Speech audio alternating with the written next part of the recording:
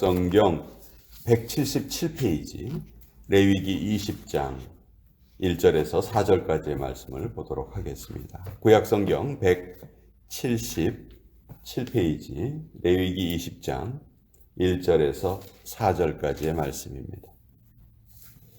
자, 우리 같이 하나님의 말씀을 읽도록 하겠습니다. 시작. 여호와께서 모세에게 말씀하여 이르시되 너는 이스라엘 자손에게 또 이르라.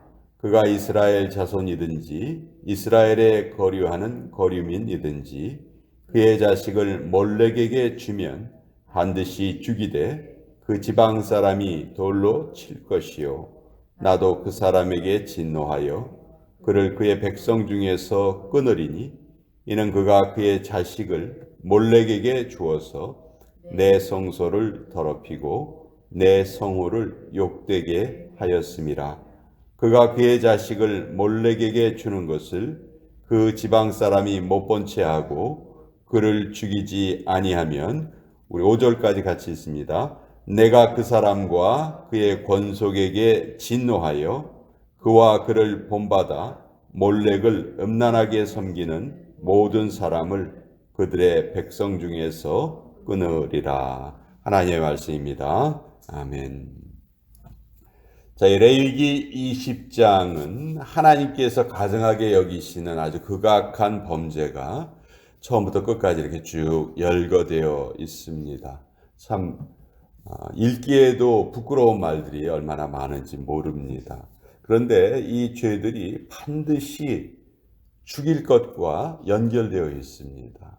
그러니까 하나님께서 극악한 죄악들을 다 열거하시면서 그런 죄를 저지르는 사람들은 죽일 것이다, 이렇게 말씀하십니다. 그러니까 죄악으로부터 떠나는 이 거룩은 단순히 우리에게 윤리 도덕적인 문제가 아니고 삶과 죽음의 문제다 하는 것을 우리에게 정말 잘 알려주시는 그런 내용인데요. 우리 앞부분에는 이 인신제사의 잘못된 습관에 대해서 하나님께서 아주 진노하시면서 결코 그것을 용납하지 말아라, 이렇게 말씀을 하십니다. 자, 이 몰렉, 또 그모스, 밀곰, 다 이방 그 족속들이 섬겼던 신의 이름들인데요. 그 신들을 섬길 때 공통적인 악습이, 인신제사의 악습이 있었습니다. 사람을 제물로 바치는 거죠. 우리나라 심청전에도 보면 비슷한 이야기가 적혀 있습니다. 그런데 이 성경에 적혀 있는 이 죄악은 대부분 불로 태워서 제물로 바칩니다. 불에 타면은 얼마나 고통스럽겠습니까? 그러니까 그 고통 때문에 많은 비명을 지르게 되거든요. 그러니까 이런 제사를 드릴 때에는 그 비명 소리가 들리지 않게 하기 위해서 또 악기를 동원을 해서 그 비명 소리가 들리지 않도록 막 사람들의 마음을 이렇게 북소리 같은 것으로 막 흥분을 시킵니다. 그래서 그런 잘못된 습관에 대해서 하나님께서 지금 탄식하시고 또 책망하시는데요. 자, 근데 불신자들이 이런 구절을 읽으면 의뢰이 떠오르는, 또 의뢰이 제기하는 질문이 있습니다. 창세기에 보면 하나님께서 아브라함에게 독자 이삭을 바쳐라, 이렇게 말씀하시지 않느냐? 하나님이 먼저 인신제사를 요구하시지 않으셨느냐? 근데 여기서는 또 이런 인신제사를 이렇게 막으시고 또 그것을 행하는 사람들을 다 죽이라고 하시는 것은, 이것은 모순이 아니냐? 이런 질문을 하는 사람들이 있어요. 여러분, 이것에 우리는 어떻게 대답할 수 있을까요? 아브라함이 이삭을 바치라는 명령을 받은 것은 분명한 사실이거든요. 하나님이 분명히 명령을 하셨단 말이에요. 그러면 하나님이 인신제사를 용납하신 것이 아닌가? 그런데요, 절대로 그렇지가 않죠. 하나님은 아브라함의 믿음을 다시 한번 확증하시기 위하셨고, 또 아브라함이 이삭을 주기로 했을 때 어떻게 하셨어요? 하늘에서 급한 소리가 나서 그것을 막으셨잖아요. 그러니까 하나님은 인신제사를 결코 기뻐하시는 분이 아니라는 것을 우리에게 보여주죠. 아브라함이 이삭의 몸에 칼을 대려 할 때 하나님께서 막으셨어요. 애초부터 이삭이 죽는 것을 하나님 원치 않으셨죠. 자, 그럼에도 불구하고 이방 족속들은 인신제사의 풍습을 계속해서 이어갔습니다. 왜냐하면 많은 제물 중에서도 사람을 제물로 드리는 것이 가장 큰 제물이고, 또 그러기 때문에 우리가 이만큼 정성을 보이기 때문에 이 정성을 보는 신들이 감동을 해서 우리가 원하는 바를 들어줄 것이다 하는 그런 생각으로 이런 잘못된 제사를 드리게 된 것이죠. 레위기를 통해서 하나님께서 이런 인신제사의 잘못된 습관을 지적을 하시고 또 절대로 하지 말라고 명령하셨어요. 그런데 남유다의 왕들 중에서 인신제사를 실제로 행했던 두 왕이 있습니다.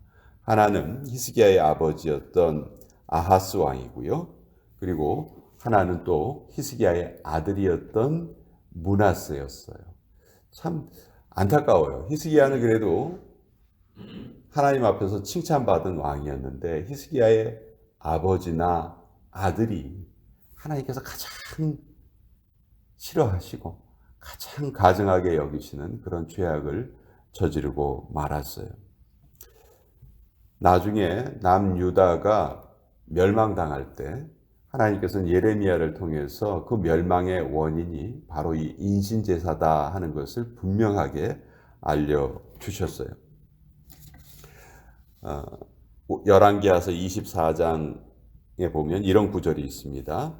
유다를 쳐 멸하려 하시니 이 일이 유다에 임함은 곧 여호와의 말씀대로 자기 앞에서 물리치고자 하심이니 이는 므낫세의 지은 모든 죄 때문이다. 열왕기하서에서 유다가 멸망한 원인을 므낫세의 죄의 원인이 있다. 근데 그 므낫세의 죄 중에서 가장 잘못된 죄악이 그 자식을 불에 태워서 제사로 바친 그 죄가 가장 큰 죄다. 성경은 그렇게 우리에게 알려주고 계십니다. 여호와의 형상으로 창조된 사람을 제물로 바친다는 것, 그건 있을 수가 없는 일이죠. 여호와를 제물로 바치는 것과 똑같습니다. 또 하나님만이 생명을 주관하실 수 있는데 사람이 사람의 생명을 마음대로 죽이려 하는 것, 이것이 인신제사의 잘못된 습관이었죠.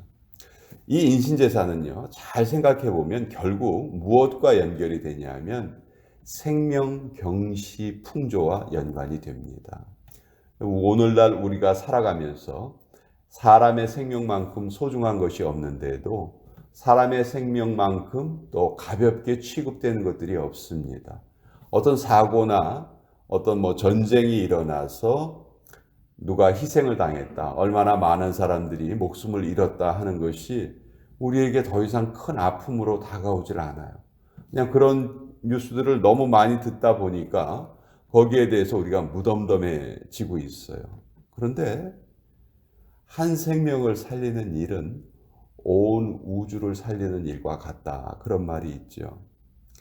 수많은 사람들이 잘못된 일로 희생을 당한다는 것은 그만큼 우주가 많이 멸망당하는 것과 똑같은 사건인데 우리가 그것을 제대로 느끼지를 못하고 있습니다. 그래서 이 모든 것이 이런 잘못된 인신제사의 풍습에서 비롯되었다 하는 것을 우리는 잘 깨달아야 하고요. 이 외에도 레위기 20장에 보면 잘못된 그런 성적인 잘못도 이렇게 쭉 나열이 되어 있고요. 그래서 정말 레위기 20장은 우리가 읽기가 너무너무 부끄러운 장이에요. 근데 우리가 이번 주에 암송하는 말씀 중에서 8절에 보면 너희는 내 규례를 지켜 행하라. 나는 너희를 거룩하게 하는 여호와이니라. 이렇게 말씀하고 있죠. 여기에서 하나님이 우리에게 거룩을 이루어 주시는 방법이 너무 확실하게 잘 계시가 되어 있습니다. 우리가 하나님의 계명을 열심으로 지키려 애쓸 때 그때 우리의 거룩함이 하나씩 하나씩 이루어져 간다. 그것을 통해서 하나님은 우리의 거룩을 이루어 주신다. 우리가 그저 묵상을 하고 기도를 하고 거기에서 그치는 것이 거룩에 이르는 길이 아니라는 것이죠. 반드시 하나님의 말씀을 우리의 손과 발로 행하는 것. 하지 말라 하신 것은 하지 않고 하라 하신 것은 우리가 열심으로 해 나갈 때 그때 우리의 거룩이 이루어져 감을 우리가 알 수가 있습니다. 결국 거룩은 행동과 연결되어 있다는 것이죠.